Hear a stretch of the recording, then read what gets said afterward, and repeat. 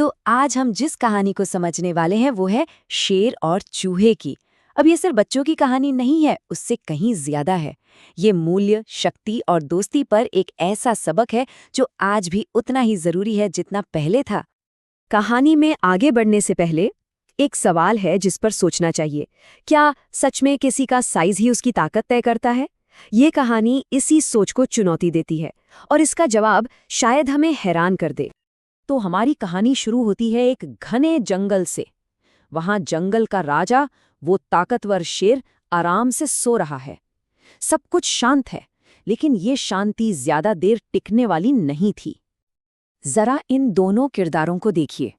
एक तरफ है शेर, शक्तिशाली, बहुत बड़ा और घमंडी, और दूसरी तरफ एक नन्हा सा डरा सहमा चूहा। मतलब ताकत का तो कोई मुकाबला ही नहीं है ना? और बस तभी एक बहुत ही मामूली सी बात होती है जो पूरी कहानी को बदल देती है। चूहा गलती से सोए हुए शेर के ऊपर से निकल जाता है और उसी पल उन दोनों की दुनिया टकरा जाती है।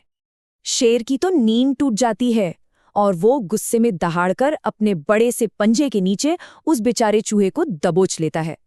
इस एक पल में सारी ताकत शेर के हाथ में थी। अब चूहा तो फंस चुका है।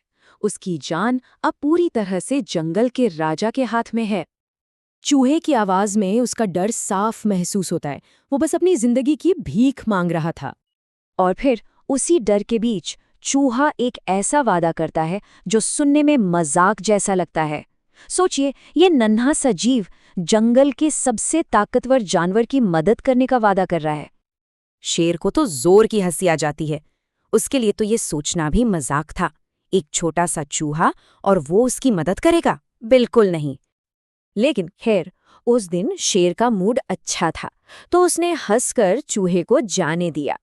ये कोई रहम नहीं था, बस उसे चूहे की बात मजेदार लगी थी। उसे चूहे की काबिलियत पर जर्रा भी भरोसा नहीं था।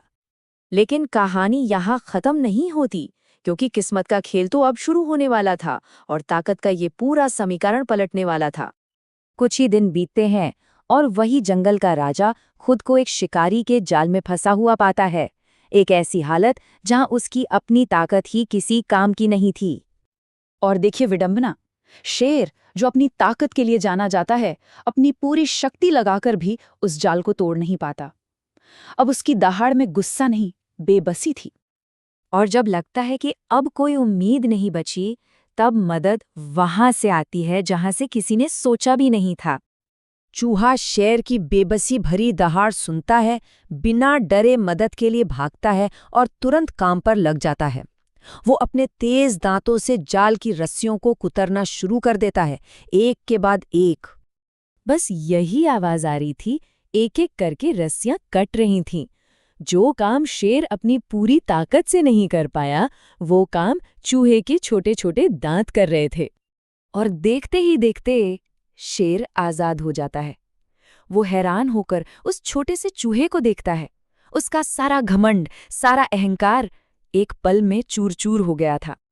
तो इस पूरी कहानी का असली मतलब क्या है? इसका सबक क्या है? चलिए इसे समझते हैं। ये शेर के शब्द थे। वो खुद अपनी गलती मानता है और उस सच्चाई को पहचानता है जिसे उसने नजरअंदाज कर दिया था, कि सबसे छोटा भी सबसे बड़े के काम आ सकता है। यानी कहानी की सीख बिल्कुल सीधी और साफ है। कभी भी किसी को उसके आकार या बाहरी रूप से कम नहीं समझना चाहिए। तो ये कहानी हमें एक बहुत जरूरी सवाल पर लाकर खड़ा करती है। किसी चीज की असली कीमत, असली वैल्यू किस बात से तय होती है? अगर आकार या ताकत से नहीं, तो फिर किससे? और जवाब बहुत ही गहरा है। असली कीमत हैसियत या साइज से नहीं, बल्कि उपयोगिता से तय होती है। यानी कौन कितना काम आता है। चूहा भले ही छोटा था, पर जरूरत के वक्त वही काम आया, और यही उसकी असली कीमत थी। एक ऐसा सबक जो हम सबको अपनी जिंदगी में हमेशा याद रखना चाहिए।